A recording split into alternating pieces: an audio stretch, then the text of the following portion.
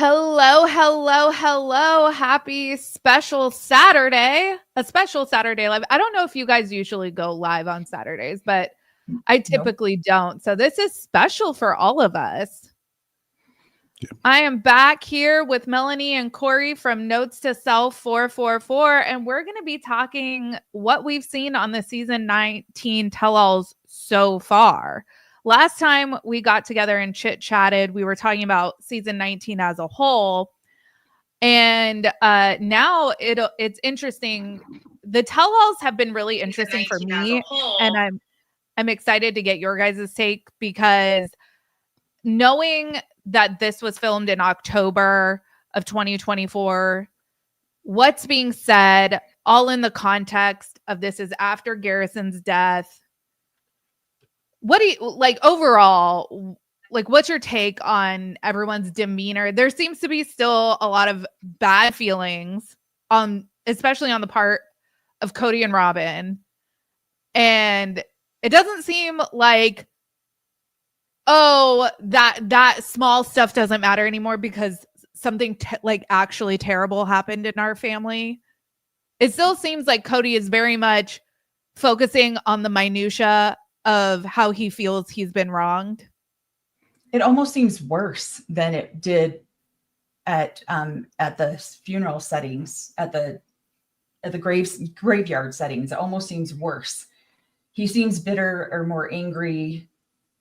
It doesn't seem like a massive life event happened. Right. Where it wouldn't, like, who cares, Robin, if your name gets brought up? Also, one of the things that really irritated me about this third installment of the tell-all, there's I don't know if you guys watch any of Bravo reality shows like Real Housewives or anything like that, but they always talk about, like, with filming, like they do all these after shows these days, and they'll talk about filming the show. And they'll talk about how it's their job. And Cody saying things like, why can't Christine stop talking about me? It's like, but it's her job. Exactly. And it's like, okay, so I understand to an extent. Like, if I was sitting talking to my friend group about a guy I dated 6 years ago, even though I've been married now, it would be more than 6. You know what I mean? Like 10 years ago, I've been married now for almost 7 years. Like, if I was talking about someone from way back when, they would be like, but if it's for a reality show, it's like, that's about that relationship, then that makes sense, right? Absolutely. And I was laughing so hard when Cody was like, oh yeah, they're just going to sit in this comparison game for the rest of their lives because they're jealous of Rob. And I'm like, okay, this is their job to talk about it right here. And when Mary made the comment about, Christine's talking to her ex about Cody, and I get that she was talking about the road trip, but still, I mean, it's a massive part of your life. I mean, I was only married to my ex-husband for 10 years, and we talk a lot about it because it shaped who I became when we got together. Especially when you produce children, like that relationship produces children, you are never not going to be linked. And right. I would presume that there would be many, many life events and family events in the coming years that Cody and Christine and Janelle and all of them will be at together. There will be more weddings. There will be more babies. There will be all of these life events. And it would make sense that they created this family. I almost want to say, like, y'all made your bed. Like, lie it, Cody. Oh, Corey loves talking about my ex-husband, don't you? Yeah, it's amazing. It's his favorite conversation. But no, it's so funny. I hardly ever order from Grubhub anymore because, like, the fees and all that.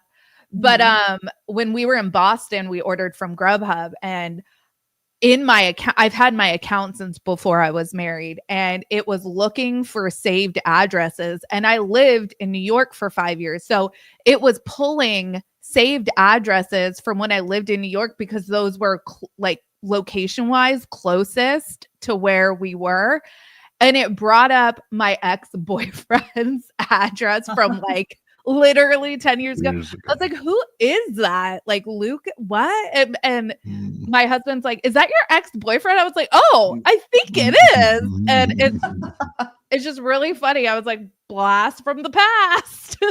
What do you do? I mean, it's going to be a part of your life. It's funny, when we got married, he moved into my house. I had the home. I got to keep the home in the divorce. Nice. It was the only thing I got. He took everything else. He literally took 70% of our marital assets, and I got what he couldn't sell because my name was on title. So I got the home. And so then he moves in. We're pregnant with our first baby, and he says to me, I have to take her married last name until we can get our own house. And I'm like, no, you don't. And then he's like, and then we get pregnant, and he was like, do you think we could move into our own home before we have our own baby and we're not living in your ex-husband's house? And so we ended up building the home that we live in now to try to get it. Yeah. So we had a whole different address, and then we moved in here, and our baby was born 8 days later. Yeah. So right in the next time, just to establish our ownness. I was pregnant at our wedding. Super classy. Sorry, Mom. But when I had to quick go through all the name change shenanigans because I wanted to have the same last name by the time my daughter was born. And it's like a mad dash when I did the same thing. I never took my ex-husband's last name because we weren't legally married. And so I had to switch from my maiden name to, he says that, he's like, do you think that we could have the same last name when we have a kid and then maybe have our own house? And so that is a part of it. The conventional way. Right. Yeah. But when you have children, like, there's not much, I mean, they're going to be a part of each other's lives forever. And I just thought it was really tacky and kind of a classless for even Robin to say, these guys need to handle their relationships and keep my name out of it. I'm like, for 10, 15 years, you made yourself a part of it. How now you don't want to be a part of it? Where is this coming from? She inserted herself into every one of the relationships. And those, the three original wives are kind of damned if they do, damned if they don't, because Cody and Robin love their name being talked about all the time. So if they didn't talk about them, then they're being cast out, put on this island, all of that stuff. If they do, if they do talk about them, then keep my name out of your relationship. So, but you inserted yourself into everybody's relationship, not only the wives, but the kids' relationship.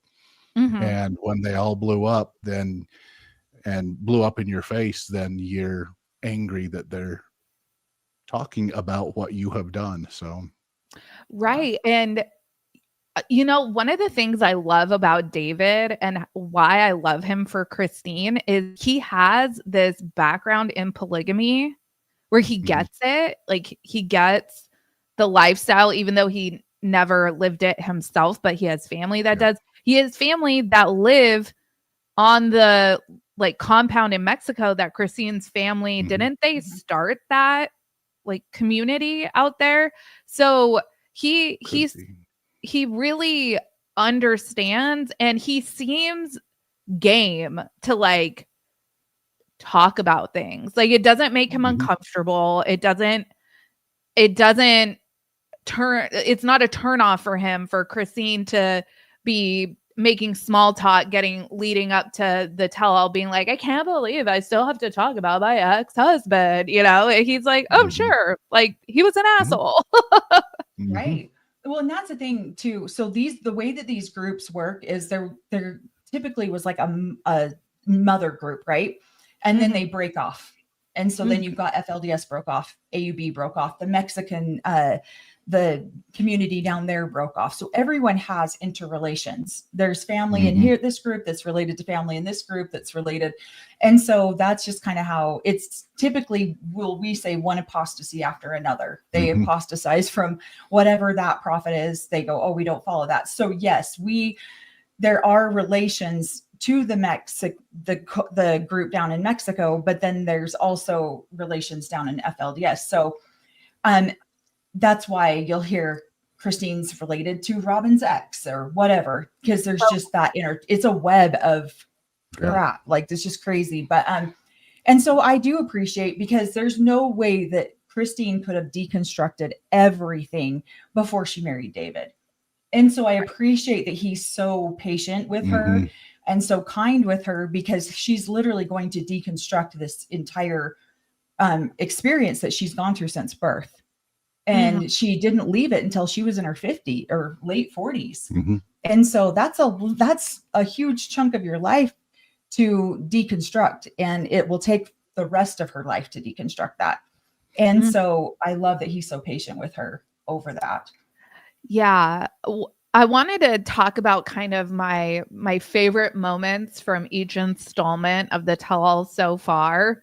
There have been some memeable moments. I saw a bunch of people saying moo in the chat, because when Robin is asked about how she feels about being Cody's sacred cow, she just goes moo, whatever. And actually, that is the one time I think Robin has authentically made me laugh, and not I wasn't laughing at her. I was like, oh, that was actually quippy. Like, I appreciated the humor. But one of the things from the first installment that I found really interesting is when Cody tells Suki that he has always lived. It was something like, I've always had 5 versions of the truth, and I just go with like whatever suits me best, or it was something to that effect. And I was like, wow, you're really like telling on yourself, buddy. What did you guys think of that? Like, Cody having, is it like each relationship is a version of the truth for him, or what does that mean? Well, I think a lot of it, I mean, and Corey's dad had to deal with it like immediately, because all the wives lived in the same house. But like, my dad didn't have to deal with it immediately, because we all lived in separate homes until I was 16. But yeah, he's going to go, hey, I'm getting a story from her about this. I'm getting a story from her about this. This was my own personal experience. And so this is why Corey's family had a lot of fights. Yeah, because these women are just like, that's not what I said. And they had some all-out brawls in Corey's family between the women. I mean, Corey, they're up let on me ask you a question. Yeah. This whole sharing of a kitchen, is this really like where it goes down is over like kitchen territories? Like, you drank my milk, you used that pan, and now it's not clean. Like, because on Sister Wives, what I perceived was that it was really Christine was like the mistress of the kitchen, because she was the cook. If like Janelle or Mary came in and messed something up, it would like go down. Is that how it is? Well, yeah. So there were basically 9 women living in the same house or same area. The way our family was set up is there were 3 of the wives that would cook, and they'd each have a cook week. And so, when one wife was in there doing her cook week, and another wife would come in and criticize how she was cooking, who didn't have a cook week, who didn't support the family in cooking, but was bossy. Yeah, then food fights happened. Yeah, food fights happened. So one of my mothers was in there cooking, making the food, and the other wife came in and started telling her how she should be doing it, or she wasn't doing it quick enough. And she's like, okay, young lady, leave. And she's like, no, you will listen to me. And all of a sudden a bag of flour went across the kitchen and hit her upside the head, and then it was a war, and us as kids are like, oh, who's gonna win this one? This was awesome. So yeah. Oh my god, it got messy. So yeah, it was. And so yeah, we had one of our grandmas that would make bread every week for the whole family. And so when she was in there, she was like, okay, none of the other wives get to come in here and tell me how to do it.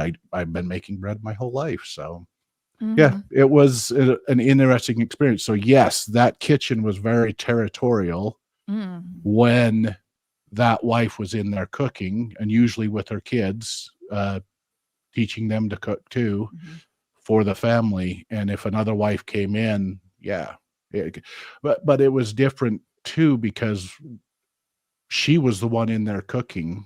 She was the one running the food for that week. Mhm. And so it was eventually moved into, when that wife is in there cooking, none of the other wives get their nose in their Very business. dad had to set down some rules. Yep, set down the rules on who was in there. So one wife would be cooking, the other wife would be doing the cleaning and dishes and cleaning up afterwards. So it kind of, I don't know if Cody ever, he might have actually explicitly said, like, no matter what our living situation is, whether it's multiple homes, one home, we cannot ever have just one kitchen. It was like, that is the bare minimum for our family. We could share rooms, but we will not share kitchens. Well, and we're even taught in Young Women's to let it go. If the woman doesn't do the dishes and stack them in this is before dishwashers were a big thing. If the woman doesn't do them and stack them in the dish drainer just the right way, it's okay. Like, just let it go. But that was one of the biggest fights. And Corey's got to be more animated when he tells the stories, because they're hilarious. But some of the women are still alive, so he doesn't want to be offensive to some of the women. That's but fair. When he gets going on these stories, I'm like, no, they did not. And so actual food fights, I would have died when I was a kid to see, like, my parents just like, you know what? Bah! Yeah. Well, and the potty words that came out of their mouth, get out of my kitchen, wench. And they're bad. And then the other wife that has to come up and go, what the hell went on in here? I have to clean this. I was going to say, then the cleaning wife comes in and goes, seriously, you guys? Like, come on. You have to get out of my space now. And the interesting thing is the wife that was criticizing didn't have a cook week because none of us eat her food. So she's there, and that's one of the things too. When you're in constant competition with another woman, you want to pick apart the things that they're doing because you're in constant competition with her. Is my husband like her more than he likes me? And look at the way she's cooking. She doesn't even know what she's doing, and so there's this constant criticism of each other. So, well, it happened to be my dad's youngest wife. So, and the older wife was trying to tell her what to do. So mothering her. The way that Corey's family worked, which I think is interesting in the Browns too. He just said it was a grandma. It wasn't. It was another wife. Yeah. But they called her grandma because she was that old. And so they have a range of wives, like, what was it, a 30, almost 40-year span between the oldest and the youngest wife. And so you see just a glimpse of those dynamics with Robin, where she's only 10 years younger. Yeah. And then these women, when Mary says, we started this family when Robin was 10. Mm-hmm. And so you're seeing the different spans. And then these older women come in and they're like, listen, this is how this is done. And then the younger girls are like, yeah, don't you boss me around. I'm a wife too. Mm-hmm. And they're like, yeah, no, you're, and so then there becomes a power play. Right. So. Right. And we were weird because our house had the kitchen in the center of the home and then all the rooms around. So everybody had to share the kitchen or the dining room. Right. There was one upstairs, there was one downstairs, but the kitchen downstairs was set up for canning and putting away food storage. So it was really never used as the main cooking kitchen. So did you guys have a food storage situation? We get peeks into the Browns here and there. But I know that that's like an LDS thing. That's a polygamy thing. So you guys had like food storage? My mom still has food storage, beans from 50 years ago that she's trying to give to us. And we're like, no, we're good. Oh, when they were divorcing and Cody was like, so Christine, like, do you want to like have a third of or whatever of this food source? She's like, no. We'll figure it out on our own. So. Yeah, like, no, thank you. Yeah. Happy life food to you and storage is a big Robin. thing. Enjoy your Well, we still flour. even do it as we're not even a part of the church, but we still have like it's just some ingrained in us. It's just something that we still do. Yeah, food Still storage. preppers to some degree. If we learned anything from COVID, and now that I'm out here in Florida, anytime there's a hurricane coming, people panic buy water and stuff like that. It's not a bad idea to have some supplies on hand, you know? Right. Mm-mm. No, we do the same thing. One thing I was going to say is it's funny because the Browns were talking with the Dargers at one point, and the Dargers, because we know the Dargers personally, our kids are friends with their kids, and our kids have all gone to school together. I worked with them for 10 years, and they do share a kitchen, and they do it very well. I've been very surprised. They're probably one of the most functioning families, but their kitchen, I think they do their canning, their bottling, all of that in the same area. And so they have a very high functioning family, but they owned a catering company for years, which is where I worked with them. And so, it's so Cody, they were having that. We saw just a clip we haven't seen that episode, but we saw just a clip of it where they were talking. Cody's like, yeah, we'll never move into one kitchen again. And the wives were but it helps. It is two of his wives are twin sisters. And so now how common is that? Does that happen? A man marrying siblings? He's got like 4 brothers that have all married sisters. Yeah. Well, and my dad married sisters. Yeah. Oh, wow. And every one of my brothers that have become polygamist have married sisters. So there's not one of them that haven't. So So when it's these supersized families in a relatively small community, I guess that as long as it's not blood related, you know. Yeah. But they're like, one of his brothers has 2 wives from the same mom, same dad. I mean, and then of course you got the Dargers that are twins. Right. Yeah. And so the one twin wasn't originally married to Joe. She was married to somebody in the AUB.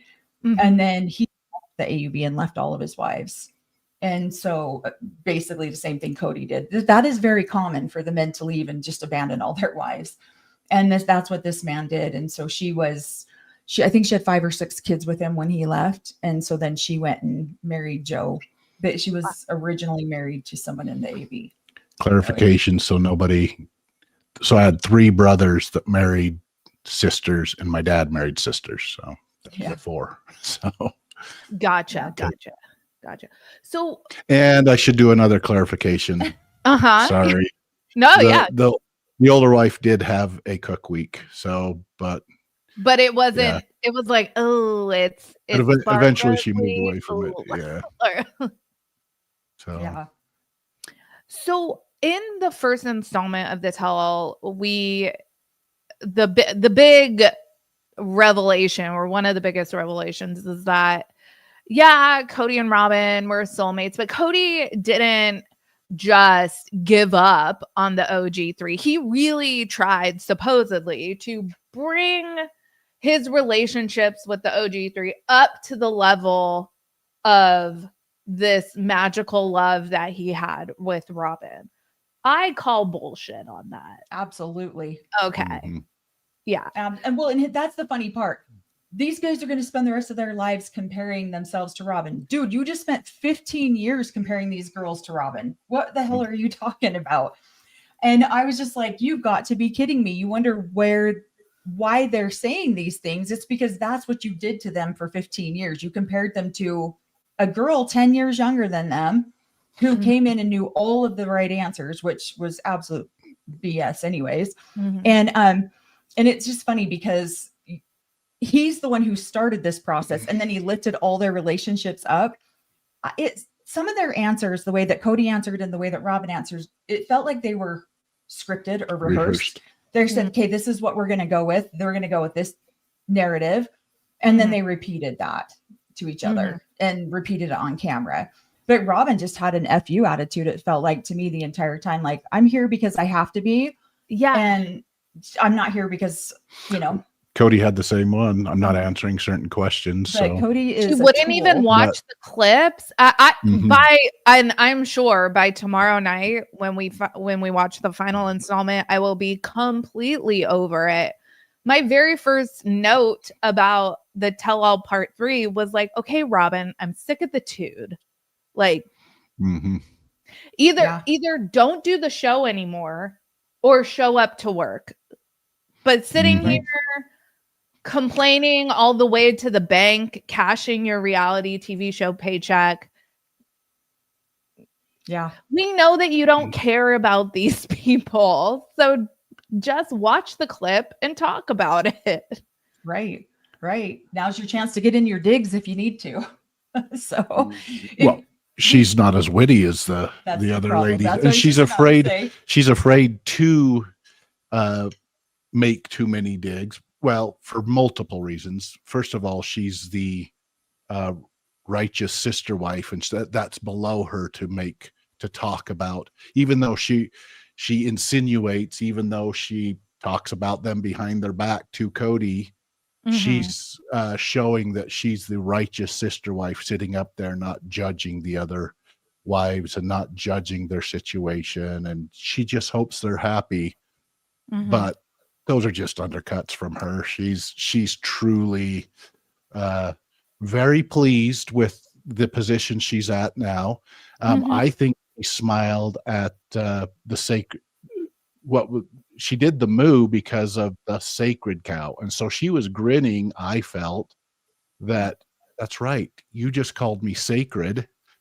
She made fun of the cow part, but yeah, she just called me a sacred cow, but I am sacred. I am his divine wife now, and I have elevated myself all above you guys, and you guys have failed in your duties as wives and mothers by not supporting your husband where I have. And so it's a whole judgment that's coming off of her about the other wives based on the religion, but she's not going to cast her religious dogma in front of the world like they are, because she's not going to cast her pearls before swine and all of her religious upbringing and teachings. She's superior, sitting there as the superior sacred wife, sacred soulmate. So how common is it in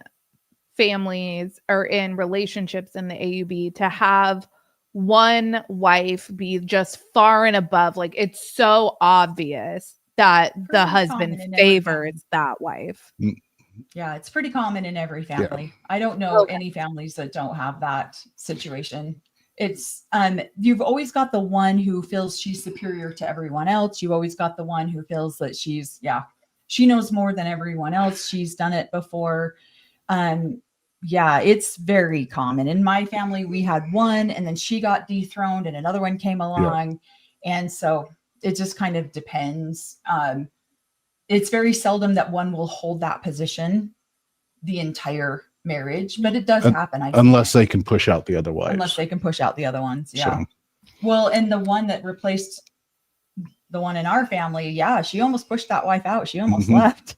For a while. She actually did leave my dad, and then she came back and she's been more chill since then. So, but it's been crazy. Well, it's the wife who knows the gospel better than all the other wives and is living it, even though she's saying and doing things that are undercutting, but she knows the gospel and she's living it better than all the other wives. And so everybody needs to look at her as that holy wife, example to follow. And she's going to let you know she is example to follow, even though she's doing stuff in the background that is undercutting and manipulative. So, but she does it with and this is how Robin does it too. We've seen it. It's like she'll ask the question, "Are you sure that's really how you feel about that?"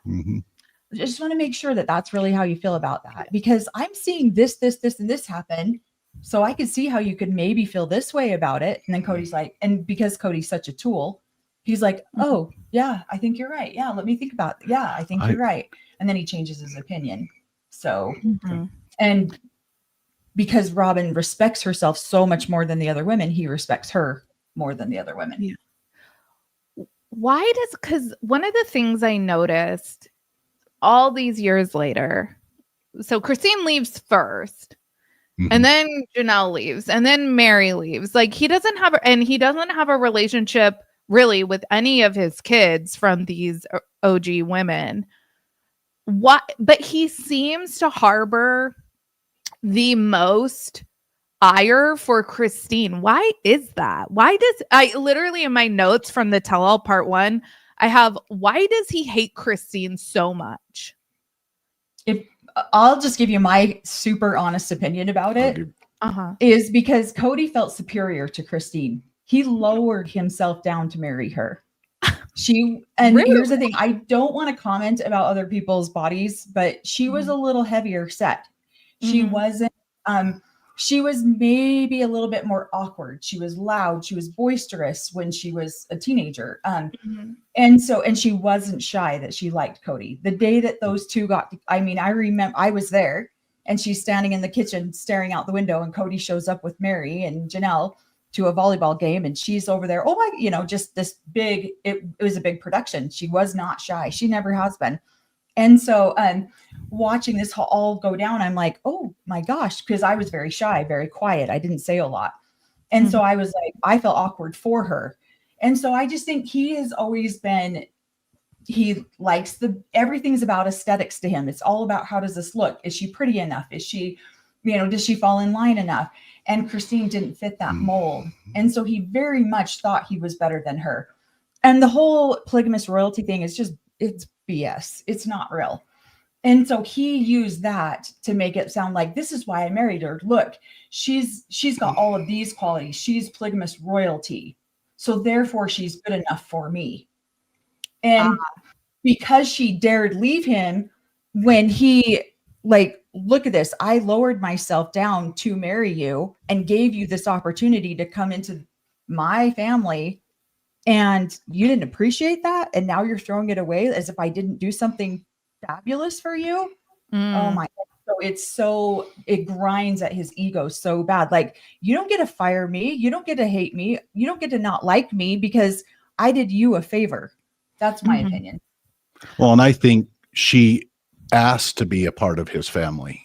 So it was almost like she's asking about me. He really hasn't, where he might have tried to date. He dated Mary, knew Janelle. Hey, let's had the conversation to do that. But all of a sudden this other, Christine's coming in and saying, hey, I'd like to be a part of your family. And so that builds up his ego that she wants to be a part of his family. And as a good sister wife, it seems like in the beginning of these seasons, she is always kind of adding to his ego, helping him build that up. And then for her to be the first one to leave, and not only leave, but suggest to the other wives, hey, you guys need to be treated better. She left, which was a slap to his ego. And then she's encouraging other wives to leave. And man, that just infuriates him towards her. So he also, though, seems to blame her for the lack of relationship that he has with his kids. And like Janelle's kids, it seems to be Christine's fault, not Janelle's fault, and not the fact that like all of these kids are now well into adulthood. I think Logan's 30. Madison is in her late 20s. Like, these are adults and they can choose to have a relationship. I actually have a family member that's going through a divorce and he has kids. And I told him, you show up for your kid, you be there for your kids. The other person is not going to be able to convince your kids one way or another about you because they will know you. And they will know whatever they're saying is not true. But so Cody is like, oh, the rumor mill and all this stuff. But it's like, if your kids had an independent relationship with you, and I don't believe that the wives are being like making things up about Cody to tell their kids. But do I believe that probably Christine has done her fair share of griping about Cody, especially to like Aspen? Yeah, I believe that. But it's Aspen asks Cody, why do you hate me? Aspen wouldn't feel like Cody hated her unless Cody made her feel like he hated her, right? Absolutely. Yeah. Well, and it goes, I mean, my mom's watching too, by the way. She's over here. Hi, Mom. Yeah, laid up in bed. But she, my mom was kind of the Christine where all of the kids gravitated to my mom. So when my mom started to leave, the new favorite Robin in our family, none of her kids really talk to her. They don't have anything to do with her. And that's based on how she parented them. And so, but when my mom started to leave, guess who took all the blame? Oh, it's her fault that these kids won't talk to us. It's her fault. She's over here talking all this crap on these kids. And the kids are like, yeah, she had nothing to do with it. My mom didn't discourage these children. She hasn't discouraged these children, but they go to her because she's the nurturing mother. And she always has been for all of the kids. And so, and some of the kids were devastated when my mom wanted to leave because they were like, wait a second, do we not get to have a relationship with you anymore? Because now you're not going to be one of the moms. And my mom's like, absolutely not. And so all of the kids from all of the different wives still go to my mom and still visit with my mom and make sure she's okay and, you know, visit her and take stuff to her. And so that is a way to avoid accountability. I don't want to be accountable for the way that I've treated my family. So I'm going to put the blame on somebody who has done what I believe is wrong by leaving the family. And now when you leave, you're the Pied Piper and you're taking all the kids with you. And that's just not the case. 90% of the time, that's 99% of the time, that's not the case. It's just, they don't want to be accountable for what they've done. Well, some of the kids still tried to keep a relationship with Cody and Robin. And Robin, if you look at the big picture, and Cody should look at this too, Robin has been in the middle, tried to get in the middle of the kids' relationships, even with the kids having a relationship with each other.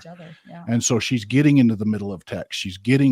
She's saying things to Cody. And when you have Christine who, hey, you can talk to me about anything. If you have a frustration, you can have an open communication and I'm not going to shut you down. And then you've got Cody and Robin on the other side. Cody's basically saying, I will shut you down here. You do not get to talk about Robin. You do not. And so then they have no communication with Cody. And when Cody does try to open up a communication, it sounds like to me, this is just me looking from little clips and seeing the way that we grew up. When he has that communication, Robin's going to say something. What was her tagline of, well, that seemed kind of confrontational. She's putting those little Cody going, oh, was that confrontational? But it's probably the first time that he's been able to talk to his daughter. And yet she's going to still try to shut down that communication with Cody that, hey, there's certain topics that are off limits. That's what Cody and Robin are saying, where Christine and Janelle and talk to me about anything. And so those kids feel comfortable going and talking to them about the frustration and asking for guidance. And even those relationships, from what I have seen, that still were trying to make a connection with Cody and Robin after the divorce or after her leaving, have slowly deteriorated. And that is not because of Christine. That's because of the snide little things that Robin is saying in the background that she accidentally let slip out. So I noticed that Robin and her Cody splaining and her I speak Codyisms, that really is at the core of all these communication issues. It's Cody is relying on Robin to like have conversations with his adult children, and Robin is using really strong language like confrontation when these kids are trying to have maybe conversations for the first time in months or years. Mhm. I think Right. I saw either a TikTok that Peyton did, or maybe it was an interview where Peyton said that he hadn't heard from his dad in like 7 months. Yeah. On the show, Gabe and Garrison were saying someone could have had a baby in the time it's been since we last saw our dad.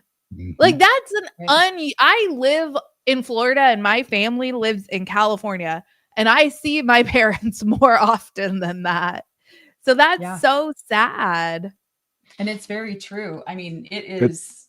yeah. It's that's not uncommon at all. I mean, before we started becoming more public, I had a fairly close relationship with my dad. And then when my little brother passed away, I didn't like the way he handled his death. And so I pulled back from my dad. But if I didn't make a conscious effort to have a relationship with my dad, I wouldn't, because he just doesn't have time. He's busy, and so that's just how a lot of these men are. And just like what Cody said, my arms are open. They're welcome to come to me. So very few of these men make an effort to go to their kids because they're busy. Don't you understand this? It's not like I don't love you. I have a lot of responsibilities. So you need to make the effort to come to me. And if you don't, then that's on you if we don't have a relationship. Yep. They are the leaders. They're the leaders of their family. They're priesthood holders. They have so much responsibility. And if especially a lot of these kids have stepped away from the core teachings that they were taught, and their mentality on that is, well, we failed on this group of children. Yeah. So if they want to come and talk to me about the gospel or this or that, then I will have my door open. But we failed them, and I'm going to focus on this younger group The of next set of children children. and make sure that they are well indoctrinated, because we messed up on these ones. And that's why I feel like they have a whole lot of children, because We got to get one. we right got to out of get 30 one. something. Yeah. And Yeah. really, what is it now? I mean, dad now has one son that's still a part of the AUB. All the rest of them have left. So Wow. yeah. Yeah. Yeah. So they it's got always, one right. Yeah, it's always been shocking to me that literally, like, the Browns did such a bad job modeling polygamy. Like, the proof is in the pudding. It would be in how well your kids, your direct descendants, perceive the lifestyle, would be how well you modeled it. That's a reflection of how well you modeled it. And not only have none of the kids decided to live polygamy, but they actively talk about how toxic it is. Yeah. And it's like, Yeah. y'all Well, did I a feel like- real bad job. Now, I will say, the Brown kids, great group of kids. Yeah. There's, from what we know, there's no like lawlessness going on. We got a bunch of military veterans in the group. We have all of these kids enter into and keep very long-term relationships. And I think that is really interesting, just from like a sociological perspective, that they see that they grow up seeing their dad show that kind of affection to multiple women, and they choose and stay with one partner. Mm-hmm. I've found that I would love the anthropology students to come back now that the kids are adults and have a conversation now with the kids. Yeah. One of the saddest moments of, I think it was in part 2, but I could be wrong, is when they're talking, I think Suki asks Janelle, like, would you ever, like, could you be friends with Cody and Robin? And she's like, I could be friendly to Cody. She clearly has no interest, has nothing in common with Robin. So, like, right. Miss Janelle with all of that. But she is open to being friendly towards Cody. But as that conversation develops, Janelle ends up saying things like, I don't want to know them. And that, after, like, within the context of the loss of Garrison, I just found that to be so sad, that she would say something about the man that she had 6 kids with, that I'd prefer not to know them. I mean, I think that's pretty common. I feel the same way. I prefer not to know my ex-husband. I prefer not to have anything to ever do with him. Because the level of toxicity involved there is just so high, and that just doesn't align with the values that I've taught my children, or that we have decided as parents that we wanted our children to have. And so, because there's so much indoctrination associated with some of that, I'm sorry, I wouldn't want my children to know Robin, you know, and I wouldn't want my kids to have anything to do with that, especially because when they leave the church, they don't leave all the indoctrination behind. And so it shapes the way they make decisions. And so it's like, well, there's still, you know, you see a little bit of it when Cody says to her, what can I do to protect you from this tell-all? And she's like, nothing, God will protect me. And then he's like, and we're going to have a prayer and then we'll get going. And so they don't leave a lot of it behind that way, but they tend to hold on to some of the really toxic traits of it. Well, I don't want my kids raised in that toxicness. And so I want to pull them away from that so that they can make their own choices and their own decisions. And so then I feel like, unfortunately, too many times they pick and choose which part of the doctrine they want to hold on to and skip all the rest of it, which is great. Like, that's not a problem. But sometimes what they pick is very, very toxic. Oh, the controlling part of it. Yeah, the controlling part. Like, you'll do this, you'll do this, you'll do this. I'm still the leader. You will listen to what I have to say. So no open conversations. Yeah. And Cody talked about, you know, because being that I think the tell-all part 4 will be episode 29 of season 19. This has been a very long season. Logan's wedding was like this mysterious event, part of the very beginning of season 19. And the way Cody talks about seeing his family at this wedding, and like how Madison was scurrying her kids away from him and things like that, I feel differently when it's obviously a funeral, because I think you need to set things aside for things like funerals. But I almost wonder, because then we have Gwen's like bridal shower or engagement party where nobody knew Cody was going to come. And then he says last minute that he's going to come. And so it's like a mad scramble to kind of, you know, refocus on, okay, we have to pivot some things. And then we know Gwen's wedding wasn't filmed for the show, but she was still doing her YouTube and Patreon at that time. And she had told us that Cody was 2 hours late to her wedding. So I almost wonder if Cody's presence at these events, like weddings, baby showers, bridal party, whatever, is this more traumatic for these kids because it becomes like the Cody show? It's all about Cody. Yeah, I think so. I really do. And, you know, we've said before in some of our videos that the man is really like the nuclei of the whole family. Like, everything revolves around him. And so they get used to that. And so then when all of a sudden it's not all about him, and wait a second, it's about so-and-so, or it's about so-and-so, they're like, well, wait a second, this is my family. I did this. I started this. This is, and so then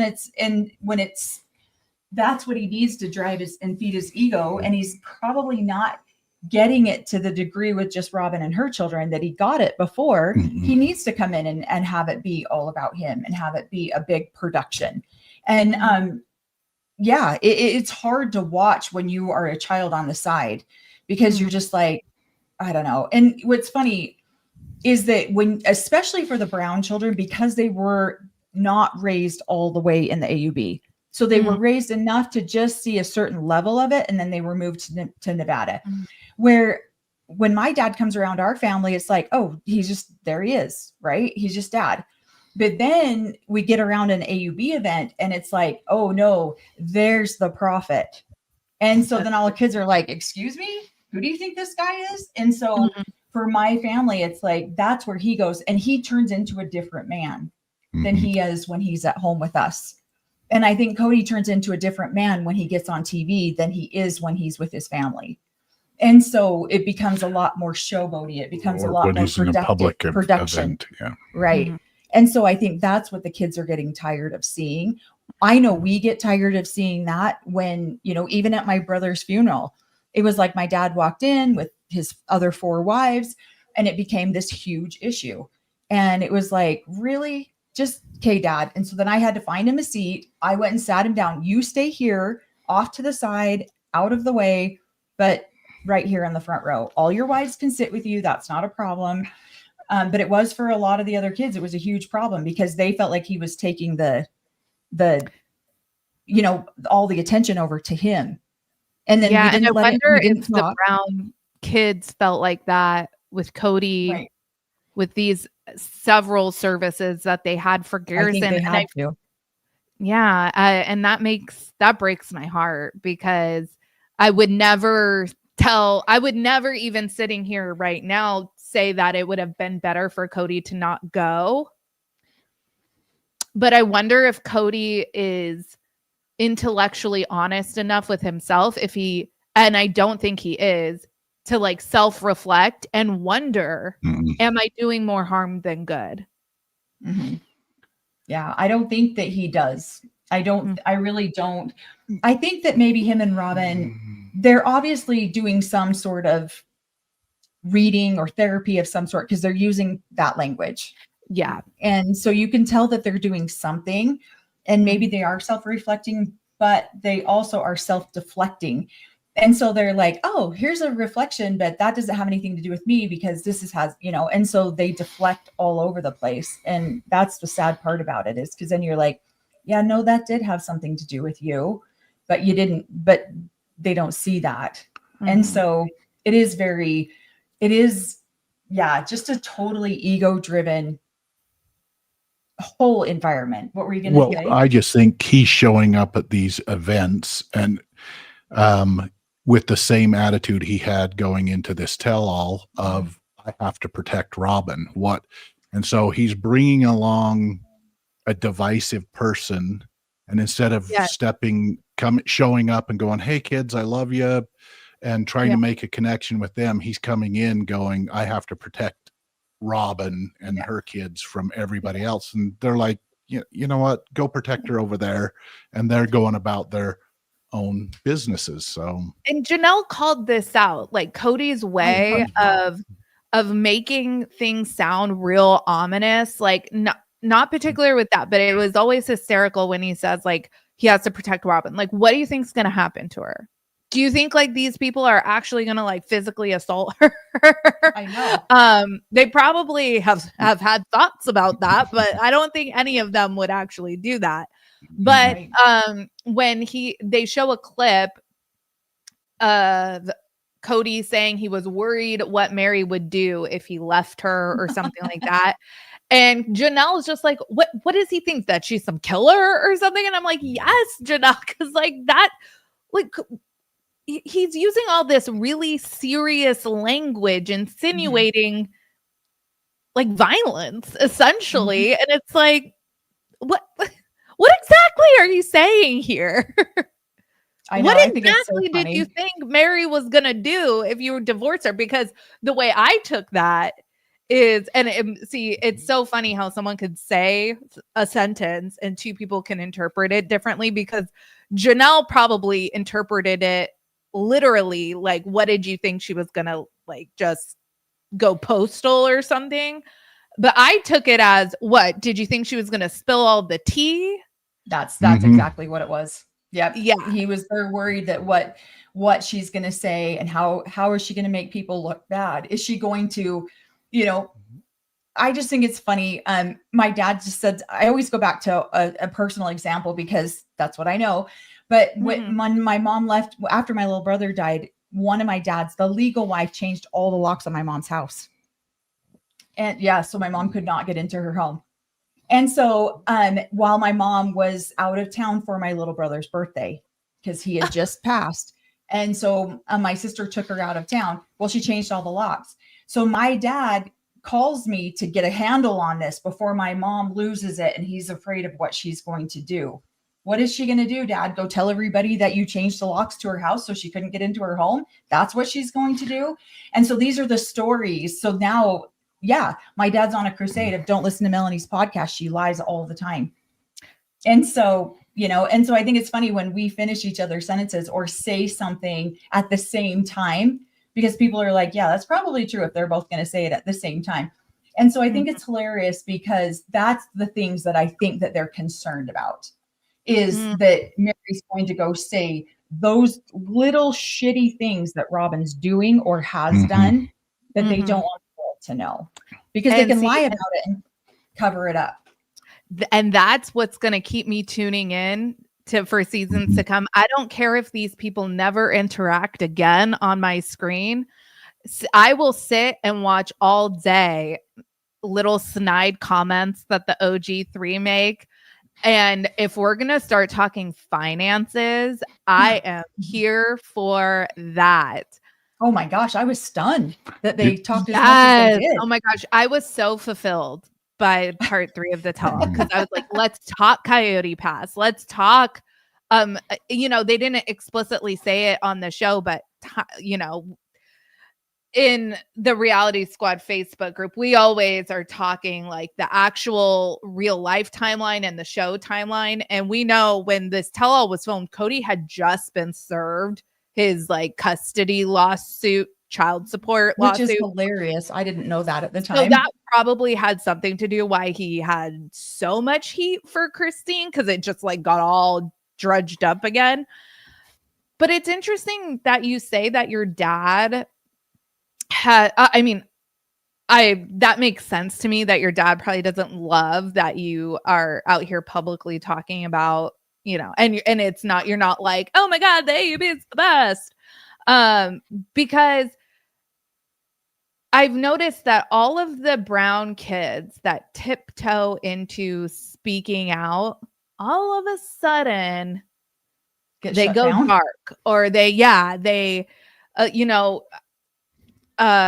Gwen, she totally stepped away when Garrison died. That was completely understandable to me.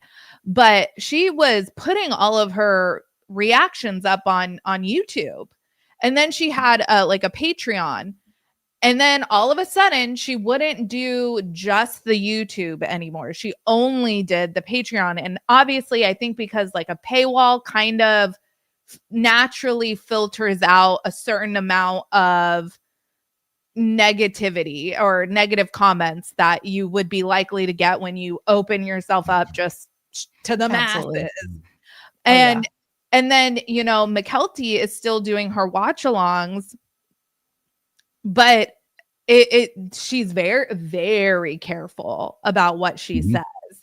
And it's really interesting to me that these kids aren't, just because I'm pretty sure that they still don't get paid for appearing on the show. They do whenever they're filmed, it's like as a favor to the mom.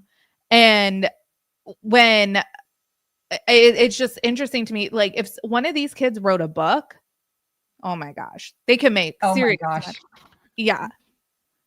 Yeah. And I totally agree. I mean, there's so much we still haven't even talked about. Just because we're getting Corey used to the camera, and he's finally starting to get a little bit more comfortable in front of the camera. So we'll probably start going more into our own stories. I'll tell examples like this when we're talking, but we haven't really gone deeply into our own stories for some of the, because it can get uncomfortable. But there are some, this guy's family had guns involved at points. And so there's some good stories that we have not gone into. Yeah. You want to talk about guns fighting over a kitchen. Yeah. And so we'll tell some of the lighter stories because there's still people alive that are involved, and we still want to be respectful of who they are. And you know what I mean? And we still do love our family. And so, but there are some scary stories out there. There really are. And when I very first started talking, I actually went into one of the deeper conversations and talked about some heavier things that happened because people weren't understanding why I was talking out, or why I was finally speaking out. And so I went into one of the heavier ones, and it came back, she's angry, she's a liar, that's not true. And then my dad, I literally got a phone call from my dad immediately, and he was like, I didn't beat you. I'm like, yeah, you did. What are you talking about, Dad? You broke skin all the time. Like every time he came home, we were beat. And then he says, that was just corporal punishment. That wasn't beating. So he saw it different than what we saw it as children. Mhm. And I'm sorry, when you break skin and you leave bruises, that's a beating. And he didn't see it that way.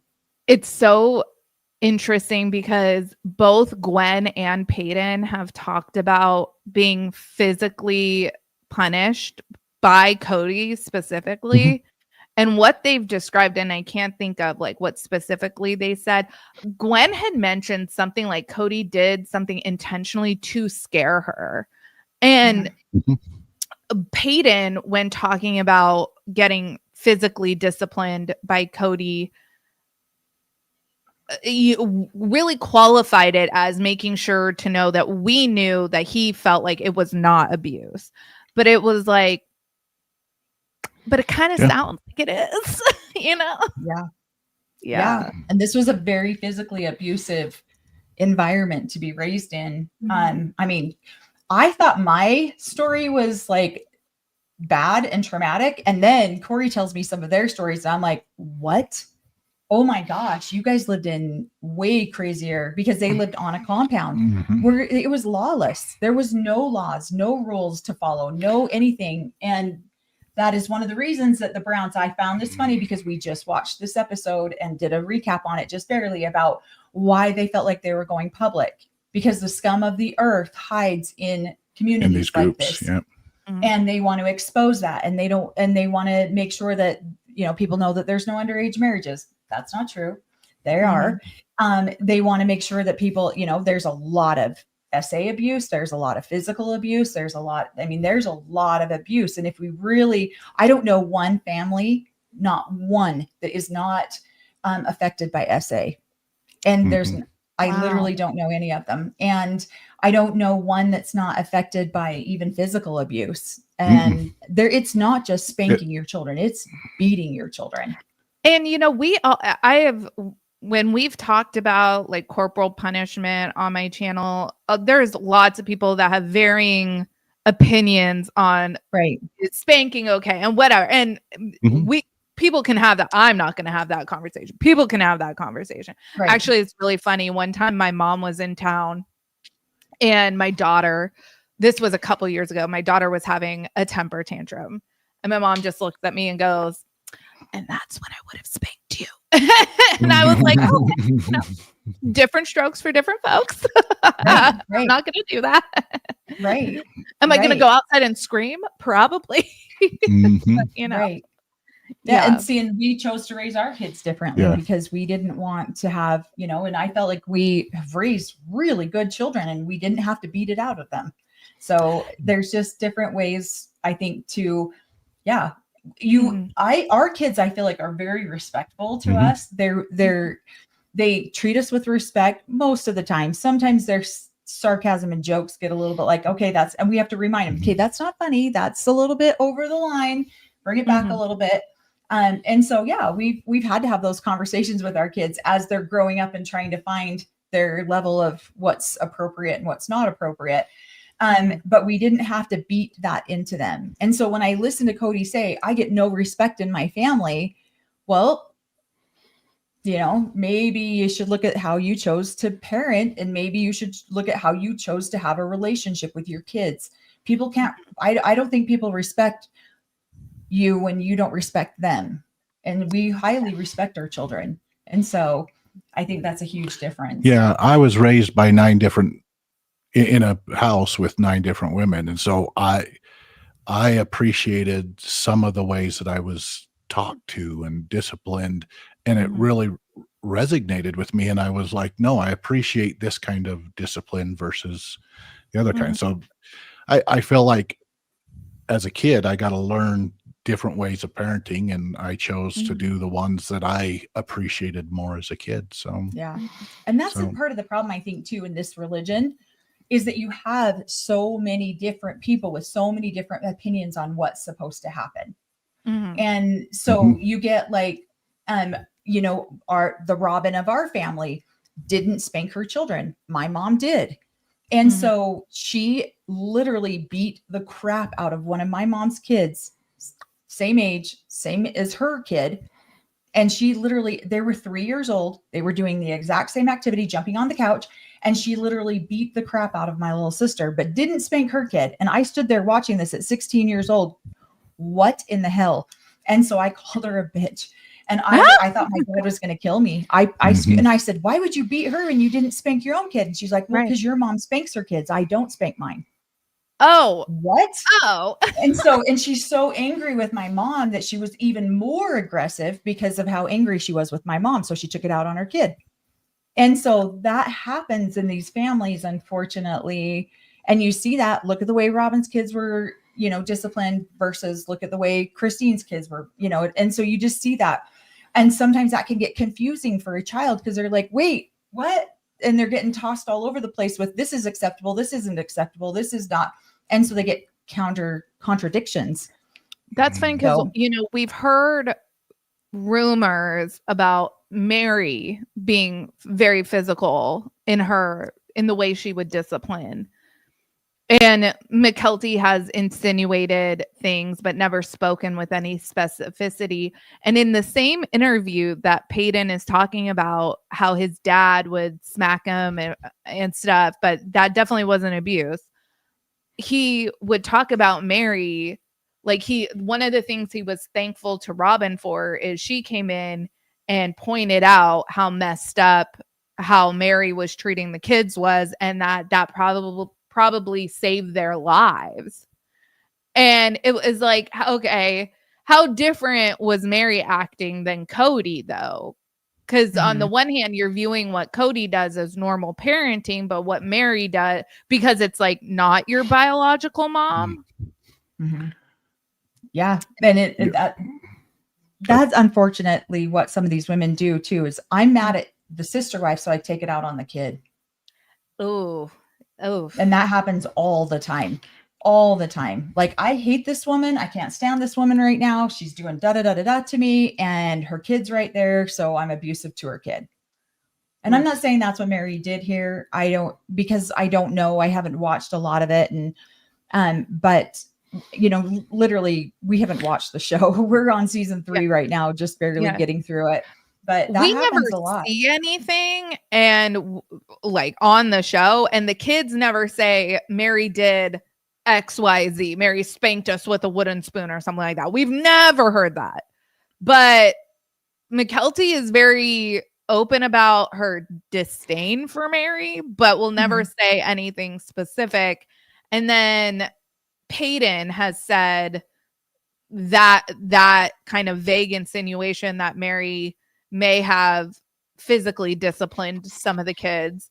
But that's it. And so it's a lot of us take it with a grain of salt because we don't want to just assume these terrible things about Mary because nobody's speaking in specifics. So, and again, to one person, spanking may be perfectly normal. To another person, that's like legit abuse, So right. Without knowing the act, it's like, okay, I don't know how to qualify what you're saying now. Exactly. Yeah. And as a child too, you don't always see all the dynamics that are happening. You're just knowing that you feel abused. And now that we're older, we've even said this, we're like, now that we're older and we're like, oh my gosh, how did these women survive this? Like, no wonder they were crazy. No wonder they lashed out at the children. I would throw flour too. Yeah. Yeah. And it's like, you're over here like trying to just being married to one person and having 10 kids is all overwhelming. It's overwhelming and a challenge as it is. And then you get a child with a difficulty of some sort, and that's a whole different level. And then you have 39 kids and 8 other women, and you're just it was chaotic. It gets chaotic when I go back up there. And we're all adults. It can get chaotic. I don't know how they raised us all and not have some sort of breakdown once or twice. But when we see these wedding planning episodes and they're I specifically remember Tony and McKelty because the number 400 came up. And that was going to be pretty much immediate family. And the Mhm. number they were talking about was 400. And I Yeah. was like, oh my God. Like, Yeah. Mhm. Yeah, I mean, we decided when we got married, because I already had 3 children, I didn't feel like we could spend money on our wedding, right? And so we only invited our siblings, just like all of our siblings from our mothers, and then and we had 150 people there. So, and that was wow. just like, that's just us making, just all of my siblings from all of my moms, all of his siblings from all of his moms, and then Their significant others. significant others, kids, and there it was well over just- 150 people there. Wow. But yeah. I had about 150 at my wedding, and like my mom had coworkers that she invited. Like, yeah. No, my first wedding, we bought 500 invitations for that. So, oh my word. That's a pretty normal sized polygamous wedding. So, Yeah. And even with Christine's wedding that we saw in season 19, it was huge. And we know that David comes from a big family with, I think David has like 9 or 10 kids himself, and some of his family members practice polygamy. Like when both sides are supersized, my word, holy cow. Yeah. And that's how we felt too. We were just like, oh, we're just going to have it at the local LDS church. Because we had both joined the LDS church. And so we were just having it at a local little church house, and our bishop married us. And it was just like, we had chicken salad sandwiches. Like we made it so low key. And then we got there and I'm like, oh my gosh, there is a stupid amount of people here.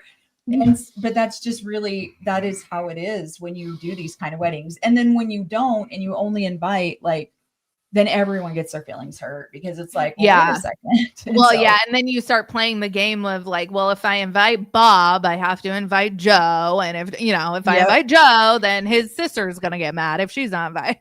So Yep. And that's just part of polygamy. And that's why so many weddings are like these weddings that they have on this show. We've seen some of them that is not real life at all. I mean, obviously TLC paid for that, because there is no way that you're pulling off a wedding like that in polygamy. There's just no way. Like Robin volunteers. Never. That never very happened. nice. Yeah. That never happens in polygamy, especially not with a 4th wife. That wedding was so ridiculous. That would never, they would have a small dinner. And like Christine said, she had a family dinner, and it was, just a couple of people there, probably 50 people there. And you probably would have it at the church building, because that's free. And the Relief Society would come in and they would make the dinner, and they would clean up, and cost you maybe food supplies, and that's about it. But that's what happens when you're the 2nd, 3rd, 4th wife. That wedding was 100% made for TV. There's nothing about that wedding that would ever happen in real life. Christine pointed, and we'll wrap up on this. Christine pointed out in season 19 that the irony of, this is a religion that believes that plural marriage is this exalted calling. But then all of the subsequent marriages it's very hush hush, very like it's not celebrated. Right. And I was like, that's a really good point, Christine. Like, I'm glad she pointed that out, that, you would think, being that this is a religion that not only condones but endorses plural marriage, that you would consider each marriage on its own merits and worthy of its own celebration. But no, it's the first wife can be public. She can have the wedding, but then if you're the 2nd, 3rd, 4th, whatever, it's a dinner and maybe a cake or something, Yeah. Well, and a lot of that I think is because back in the day they had to hide it because it was so illegal. Now it's not legal, but it's not illegal. And so they had to hide it because you couldn't know that's why they don't do birth certificates, all sorts of other stuff. But that's one of the biggest reasons. Now it's not illegal, but it's not legal. It's just not they just don't prosecute it anymore. And so you would think that it would be more highly celebrated, but I actually did a whole video because when I got married to my first husband, we went through the temple and there was another couple there getting a second wife. And so a lot of it was one of the most traumatic experiences I've ever been through, watching that happen, and just the tears and all of this. And so a lot of it is to try to protect the previous wives to make sure that they're okay. And so, yeah, when I was blown away, because here I am a week into 17 getting married, watching all this happen. And I'm like, what in the hell? And so, and another thing, like, a lot of times these weddings will get called off at the very last second. We went to a whole dinner and she was coming in as the third wife. We went to the whole dinner the night before the wedding, and they were supposed to get married the next morning, and they canceled it. And so that's another reason that they don't have some of these big celebrations, because a huge portion of these relationships don't go through. And so that is the kind of relationship drama. Like, I don't want that, but like, I would love to be invited to. I was done. I was just like, what in the hell just happened? They didn't get married. How did they not get married? They were just in, And so, because we had this whole dinner, we had this whole celebration, and now and it's like, can we still go to dinner? Like, can we just like talk about what's not happening? I was, and then she ended up marrying an independent. We call them independents if they don't belong to a particular group, like a formalized group. She ended up marrying an independent and not even staying in the AUB. And so, but as a child, watching that whole situation, watching that second wife come in, I was very traumatized over that. And then they leave to go on their honeymoon, and the first wife's left there at the temple, and I'm watching her fall apart, and all these people try to comfort her, and because she knows her husband's about to go on not an 11-day honeymoon, for hell's sakes, because that's ridiculous. No one does that. I know, unless you're extremely selfish. But So, did you want to say something about that? Sorry. No, not. I was thinking about a question you had earlier. Why was Cody scared of Christine or not of Mary coming out? And I was just thinking about it. It's because he can, when Christine says something negative, he goes, well, she's just jealous, or she's this. If Janelle says something negative about Robin, it's because she's listening to Christine. But Mary and Robin were friends.